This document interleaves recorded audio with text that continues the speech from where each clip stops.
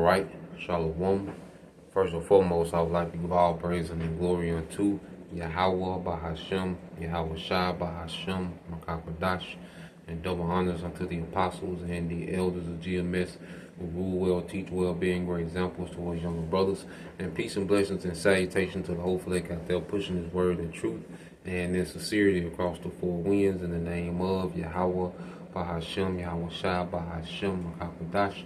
Pushing to get up out of here. Shalom to the hopeful elect, the believers, the listeners whom have came back to the obedience of the scriptures through faith in Yahweh Bashem Al-Shai. Alright, and what I want to get into this morning with this lesson, dealing with the Prince of Peace, Yahawashai. Okay? Because it's through Yahawashai, that all wars will be stopped in the planet Earth. Okay, this last world war is a war to end all wars.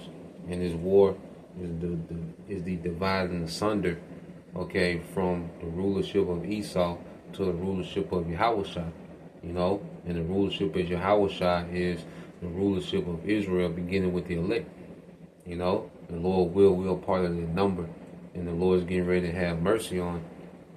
We're part of the number whom the Lord is getting ready to have mercy on these latter days, because prophecy is a build-up to the Prince of Peace, Yahawashi, okay, which the nation of Israel, the elect of the nation of Israel is going to be at peace. We're going to be changed. We're going to have those new bodies, to where we're going to be perfected. Because one thing that's going to have our mind at ease, we'll never sin again. Like, we can't even imagine, how that would feel to never sin again, to never be displeasing to our power. Imagine the feeling that's going to be on us, man. Knowing that everything that we're doing is pleasing our power. Because we get little spurts of it now. When we do things that's pleasing to our power, it's a great feeling. And the Lord shows that He's pleased with what we're doing, which gives us incentives, to continue on and please our power more. Okay? So, imagine, not being able to sin, okay, against the Lord. Imagine just that alone, the peace. And then not having to think about death. What type of peace is that going to put on us? Not even have to think about death. Okay? Not have to try to get your house in order because you're getting old, your health is waning, and, you got grandchildren, great-grandchildren, to see you get old. No, we're going to always be in our prime forever, man. So just that alone and much more that we can't even fathom in this body because, the Lord has... it's an eternal blessing, which means it's just going to be a continuation of the Lord's goodness forever, man. Okay, the earth is going to be at peace, all right? Because right now, the earth is under the rulership, okay, of a man that's at war with life. Earth is a living soul, and this man, he's at war with life. Esau was anti-life. His rulership, okay, is an assault on creation. Okay, and that's why when you go here, let's read this, Isaiah 48:22. It says, "There is no peace, said the Lord, unto the wicked." So there's no peace unto the wicked. Okay, Esau is the wicked, and the reason there's no peace because he's wicked. Okay, he's anti-life. He loves war. He loves dysfunction, confusion, chaos. All right, so he can never have peace, man. And Esau was created to take peace from the earth. And see, now what's getting ready to happen, all right, is the Lord is getting ready to bring evil times to Esau. Because Esau gets a kick out of bringing evil to the world. But now the Lord is going to bring evil to Esau and remove this man from power, which is bad times. Okay? And what's going to be that bad time? Is this war. Okay? Because this war is going to go way beyond what Esau wants it to go. And it's going to remove him from power. Okay, and it's going to destroy America. You see? So when you go to, and then not only is it going to remove him from power, but it's going to usher in a new government in which he's going to be in captivity to the government of Israel, man. The throne of David. All these heathens are going to be captives to the throne of David. Okay? When you go to Isaiah 9:5, now when you read it says, "For every battle of the warrior is with confused noise and garments rolled in blood, but this shall be with burning and fuel of fire." Now, it's speaking of this third world war. okay, which is going to be different from any other war that's ever been fought, you know, because up until this point, you know, ground troops played a major part in war, and even go to the ancient world, you know, it was just, you know, it was a very chaotic, you know, war was very chaotic because, you know, you will have, you know, all these different men just going at it, mostly hand-to-hand combat. Okay, now as war has evolved, you know, these nations have evolved in weaponry. Okay, but it required, you know, a lot of ground troops. Okay, but in this war, what you're gonna have ground troops that's gonna play a part. All right, but the deciding factor of this war is gonna be this nuclear holocaust, man. Okay, that's what's gonna take this war beyond any other war that's ever been fought. It's gonna be a nuclear holocaust, man. Okay, well, America's gonna be destroyed. And YAHAWASHI, he's gonna be the one that's gonna put an end to the war. That's why when you read Isaiah 9:5, it speaks about war. But then you go into Isaiah 9:6, it says, "For unto us a child is born." You see that? And you have to make the connection. This child is YAHAWASHI. Okay? And through this child, okay, that was born through the lineage of Judah, all right, through the lineage of David, well, this child is coming to put an end to all wars forever. You see, this child was born with a mighty purpose. Okay, so this war is going to be fought with fuel and with burning the fuel of fire. Okay, this war is going to go nuclear. You see, well, it's going to be this child that was born, okay, that's going to put an end to the war, because he's coming back as a power. He's not a child anymore. He's a power now. You see, he's at the right hand of the Heavenly Father. You see, so Isaiah 9:6 said, "For unto us a child is born, unto us a son is given, and the government shall be upon his shoulder," which means he's the head of the government. So the responsibility, the most of the responsibility of the government is on his shoulder. Okay, and it says, "And his name shall be called Wonderful Counselor, the Mighty Power, the Everlasting Father, the Prince of Peace." Okay, the Prince of Peace, man. You know, these are all titles that describe YAHAWASHI. You know, Wonderful Counselor, which he's going to rule with wisdom. Okay, the Mighty Power, you know, because he's a mighty power. He's sure say he's not going to meet thee as a man. He's going to meet these Edomites as a power. He's coming back to Rome. This reloaded Rome. Well, he's coming back as a power. He met Rome as a man. You know, when he had to be crucified, but now he's getting ready to meet Rome as a power. Rome has revived itself, and YAHAWASHI is going to have a second coming, okay? And it's going to meet, all right, you Edomites, okay, as a power, all right? The everlasting Father, and you go into, you know, because he's not the Father, okay, for the Trinity madness that they'll push, but a Father, because even when you speak about a king is likened to the Father of the realm, you know, because he protects and provides for the realm, okay? Just like a father would protect and provide for his household, well, when you're a king, you're like a father to the realm. You see? So YAHAWASHI, he's coming back, all right, as this wonderful counselor, this mighty power, okay? And it says the everlasting Father, because he's going to be the everlasting protector and provider, okay, for his kingdom, man.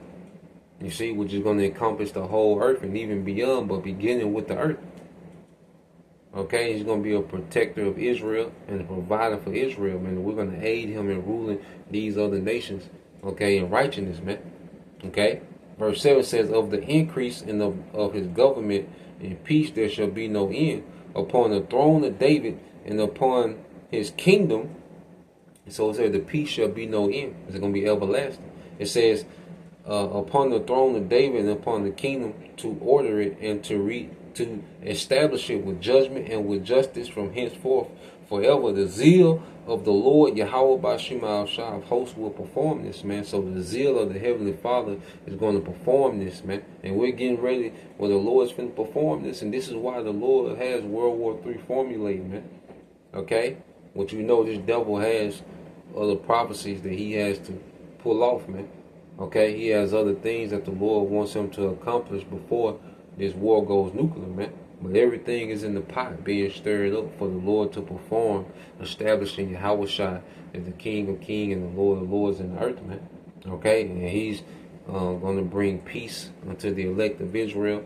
All right, and as the elect bring back the 2/3 in the kingdom, they're going to be born into peace. All they're going to know is peace, man. Okay, the earth is going to be at rest. The earth is going to be at peace, man. The earth is going to be able to flourish, okay, and function as it was meant to function from the beginning. Okay, the earth is going to go back to a paradise, man. And that's why, because the kingdom is going to be a continuation, okay, of their reign of Solomon. When Solomon was, righteous the most of his rulership until the very end. All right, but the peak of King Solomon's rulership, well, the kingdom is going to be a continuation of that on a whole nother with a whole nother glory, and we're going to get that because you get Sirach 47 and 12. It says, after him, which is after David, rose up a wise son, and for his sake he drew up their large. Solomon reigned in a peaceable time and was honored. For the Most High made all quiet round about him, that he might build a house in his name and prepare his sanctuary forever. How wise wast thou in thy youth, and as a flood filled with understanding, thy soul covered the whole earth, and thou fillest it with dark perils. You see? So his soul, which is influence, covered the whole earth. And that's coming back again. And the influence of YAHAWASHI is beginning, all right, to infiltrate the earth now through the prophets, man. Okay, and that's a part of this devil knowing he had but a short time. Okay? Because the influence of YAHAWASHI is pushing Esau out of power, man. You see? Through this word, man. This word is pushing Esau, okay, over the ledge, man. You see? But going back into it, says, thy name went far unto the islands, and for thy peace thou wast beloved, even amongst other nations, man. Okay? Because the earth was at peace. You see? King Solomon was a glimpse of what YAHAWASHI is coming to do forever. On a higher glory. Okay? Because even after 1,000 years, these nations are going to be able to enjoy a peaceful kingdom. Now, in the first 1,000 years, it's going to be a rigorous captivity because they're being punished, all right, for following Esau, and righteousness has to be instilled into them. They have to be broken. In 1,000 years, going to be breaking up, okay, the wickedness that Esau has instilled into these nations, man, especially the higher ups, okay. It says, the countries marvel at thee for thy songs and proverbs and parables and interpretation. By the name of the Lord power, which is called the Lord YAHAWASHI, power of Israel, thou didst gather gold as 10 and didst multiply silver as lead. The economy was great. We had abundance. We didn't have to deal with war. Scripture tell you how, the children of Israel were many during the reign of King Solomon, drinking and being married. Every man under his own fig. Everybody had their own substance, man. You see, that's another thing, man. We're not gonna be worried about no bank accounts and overdraft. No, we're gonna have substance, man. We're not this system, this control grid, because even this dollar, is a tool of control. But even that whole system is gonna be removed, man. It's gonna be a whole new system in righteousness, man. Okay, so the worries of this world, they die in this world, man. Okay, they die in this age, man. We're not going to have none of the worries of this world in our kingdom, man. We're going to be fully at peace, man. From every aspect, man. Family, your wives, your children, you're going to be fully at peace in every aspect, man. Okay? Now, when you go here, just to show that we got a glory coming that's even above during the era of King Solomon, man, it's going to be a complete upgrade, okay? It's going to be that format, but it's going to be it's going to be a whole nother glory, because we're going to be changed. That's why you go to Ezekiel 36, and I'm going to read it in the Ezekiel 36 and 8, and this is us being put back in that land, and that land flourishing and giving abundance, man. Ezekiel 36 and 8, it said, but the mountains of Israel will produce heavy crops of fruit for my people, for they will be coming home again. See, I care about you, and I will pay attention to you. Your ground will be plowed and your crops planted. I will greatly increase the population of Israel, and the ruined cities will be rebuilt and filled with my people. I will increase not only the people, but also your animals, O mountains of Israel. I will bring people to live on you once again. I will make you even more prosperous than you were before. Then you will know that I am the Lord YAHAWASHI, man. Okay? So the Lord says he's going to make us prosperous, even more prosperous than we were before. Going back to that era of King David and King Solomon. He's going to even make us more prosperous, man. Okay?